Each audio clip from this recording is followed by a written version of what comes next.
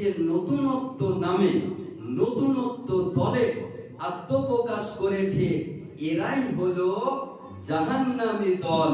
এদের দলে যাওয়া মানে জাহান্নামে যাওয়া। আর আহলুস সুন্নাহ ওয়াল জামাতের দলে থাকা মানে জান্নাতে যাওয়া, দলে থাকা। নাজাত প্রাপ্ত দল হলো একটি, মুক্তি প্রাপ্ত দল হলো একটি, আর সেটা হলো আহলুস সুন্নাত ওয়াল জামাত। আর এই যত রকমের নতুনত্ব দল, নতুনত্ব নাম বেরিয়েছে, এরা সকলে জাহান্নামী, জাহান্নামী দল। এসব নাম আপনি আগে কোনোদিন শুনেননি, নতুন নতুন শুনছেন।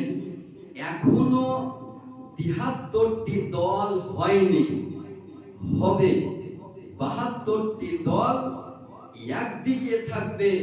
আর কসম খোদা, আহলুস সুন্নাহ ওয়াল জামাত একাই একদিকে থাকবে। যেমন ৩২টি দাঁতের মধ্যে জিহ্বা বাস করে, এই রকম ৭২টি জাহান্নামী দলের মধ্যে সুন্নি জামাত বাস করেন।